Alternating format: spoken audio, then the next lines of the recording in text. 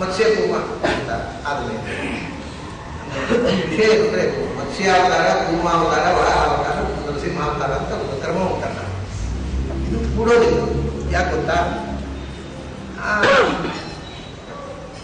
ಕೂರ್ಮಾವತಾರ ಆದದ್ದು ಯಾವಾಗ? ಸಮುದ್ರ ಮಂಥನ. ಸಮುದ್ರ ಮಂಥನ ಆಗುವಾಗ ಕೂರ್ಮನಾಗಿ ಆ ಮಂಥನ ಪರ್ವತವನ್ನು ಬೆನ್ನಲ್ಲಿ ಎತ್ತಿ ಹಿಡಿದ, ಮಂಥನ ಮಾಡಿದ್ರು, ಅಮೃತ ಬಂತು. ಅದನ್ನು ದೇವತೆಗಳಿಗೆ ಭಗವಂತ ಮೋಹಿನಿ ಮುಗಿದ, ಅಸುರರು ಯುದ್ಧ ಮಾಡಿದರು.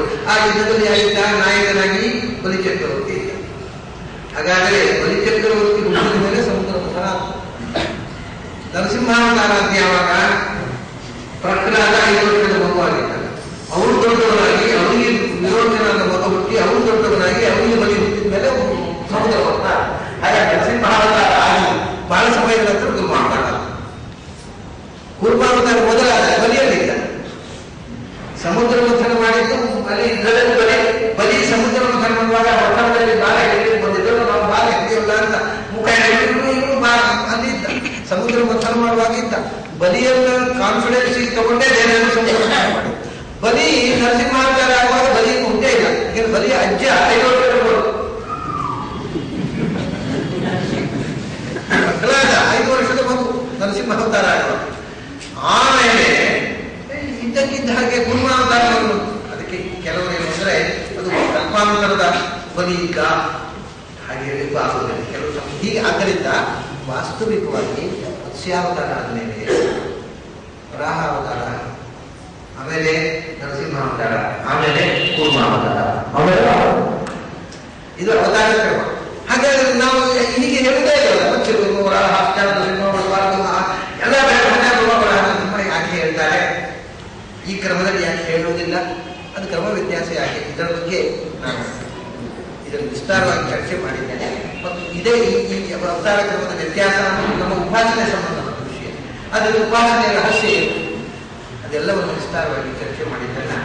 ಇವತ್ತು ಅದನ್ನು ಪ್ರಾರಂಭ ಮಾಡಿದರೆ ಇನ್ನೊಂದು ಅರ್ಧ ತಾಸು, ಮುಕ್ಕಾಲು ತಾಸು ಆಗ್ತದೆ.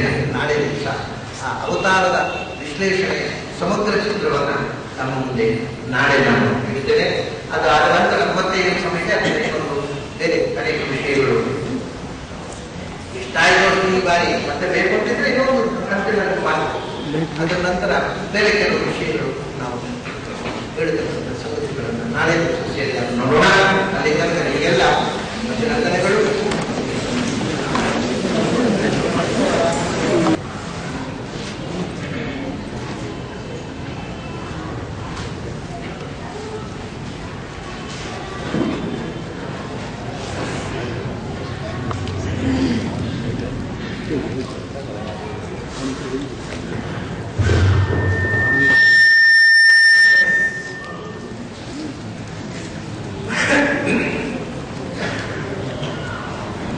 जयति पराशरसु सत्यवती हृदय नंदनो व्यासः यस्य आस्य कमलकलितं वाङ्मयममृतं जगत्पिबति